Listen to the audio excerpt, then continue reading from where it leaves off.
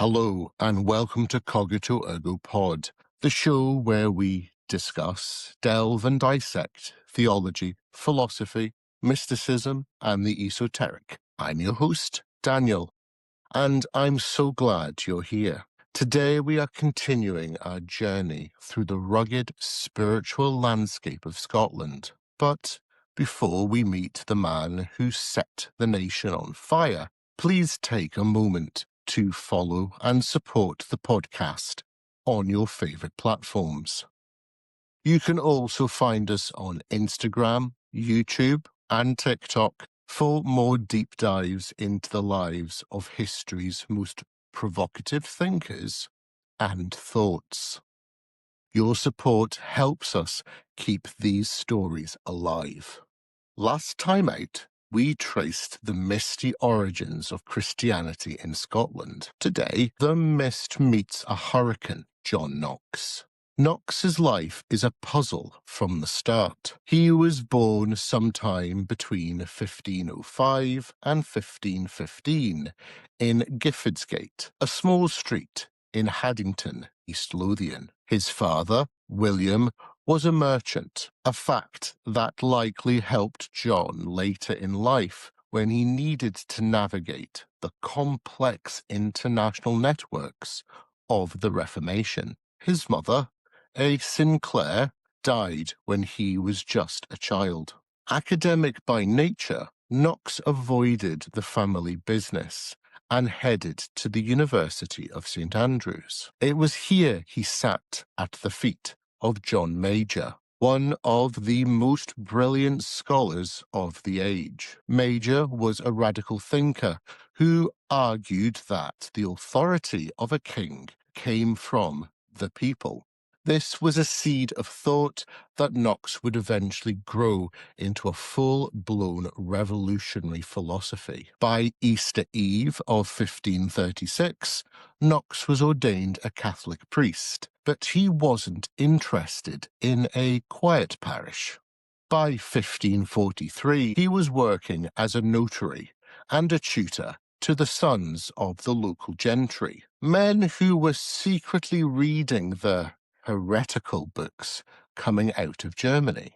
Knox's road to Damascus was paved by two martyrs. First, Patrick Hamilton, who was burned in 1528. His death was so agonizingly slow that people said the reek of his pyre infected everyone it touched. Then came the man who changed Knox forever, George Wishart. Wishart had been in exile for preaching against the veneration of the Virgin Mary, but he returned to Scotland in 1544. When a plague hit Dundee, Wishart preached from the top of the East Port Gate, separating the healthy from the sick to keep the word moving. Knox was so moved he became Wishart's shadow, literally acting as his bodyguard and carrying a two-handed broadsword. When the authorities finally caught up with Wishart in 1545, Knox was ready to die with him. But Wishart famously pushed him away, saying, "Nay, return to your bairns, and God bless you. One is sufficient for a sacrifice." Wishart was burned. Knox was left with a sword and a heart full of fire. After the assassination of Cardinal David Beaton, the man who ordered Wishart's death, Knox took his pupils to the relative safety of St Andrews Castle.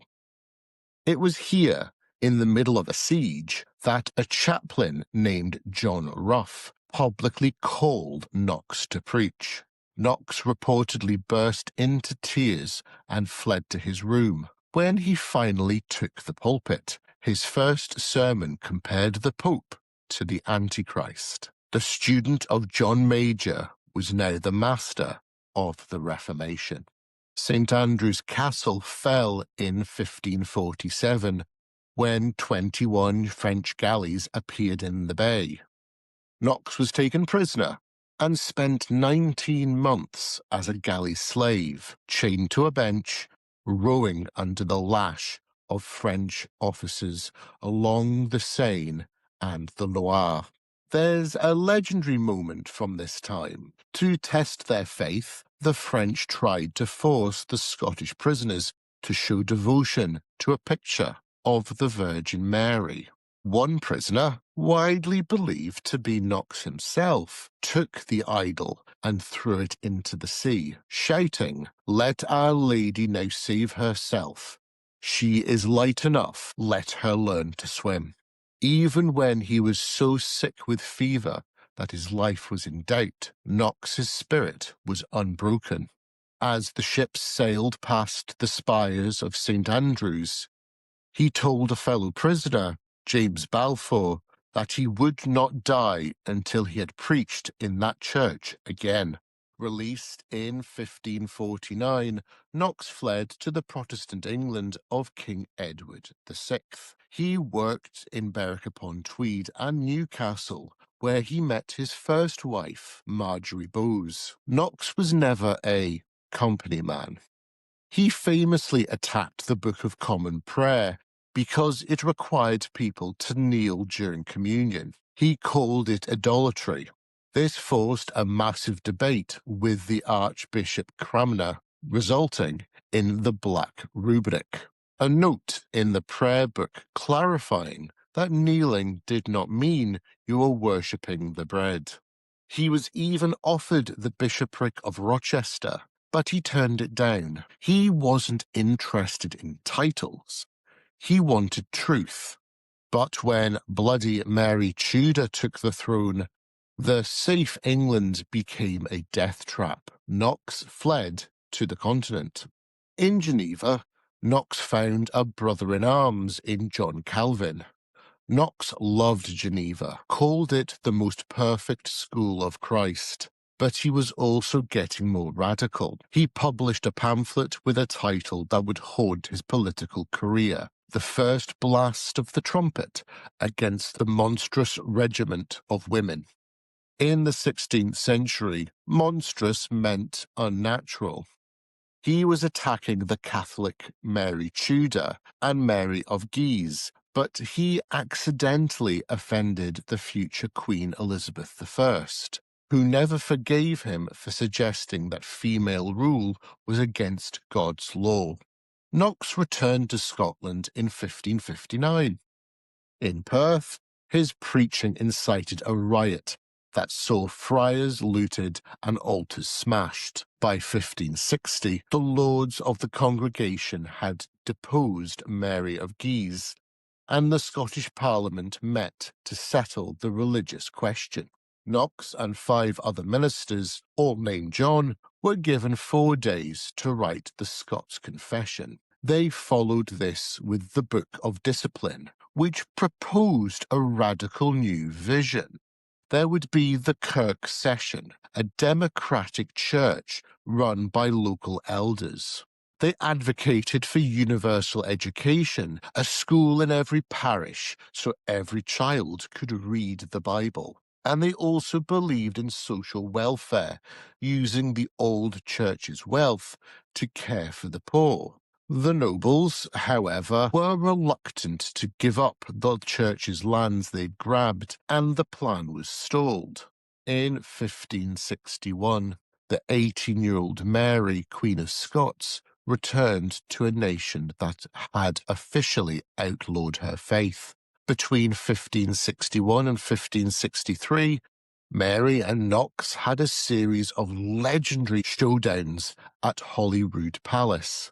In their most dramatic meeting, Mary asked him, "What are ye within this commonwealth?" Knox's reply was a thunderclap. "A subject born within the same, madam." He argued that if a monarch exceeded their limits, the people had a right to resist, even by force. When Mary wept with rage, Knox simply said he took no delight in her tears, but he would rather endure them than betray my commonwealth. Knox's final years were a whirlwind. After Marjorie died, he caused a scandal by marrying 17-year-old Margaret Stuart when he was 50. He witnessed the murder of Mary's secretary, David Rizzio, and eventually preached the coronation sermon for the infant King James VI at the Church of the Holy Rood in Stirling. He died on November the 24th, 1572, at home on the Royal Mile. At his grave, the Earl of Morton famously said, "Here lies one who never feared any flesh." Today, the man who shaped the modern Scottish identity is buried under parking space 23, behind St. Giles's Cathedral. Knox wasn't just a fire and brimstone preacher. He was a statesman who built the foundations of Scottish education and democracy. As the poet Edwin Muir noted, many later writers detested Knox for his severity, but whether you see him as a hero or a fanatic, his influence on the global Presbyterian family, now numbering millions, is predestined, as he might say. Thank you for joining me for this deep dive into the life of John Knox. If you enjoyed today's episode, please rate and review us on your favourite podcast platform. It makes a huge difference. And remember to follow us on Instagram and TikTok for more visuals and history tidbits. If you're watching this on YouTube, please click the like and subscribe below, and you'll be notified when new episodes are available. I am Daniel, and until next time, keep thinking.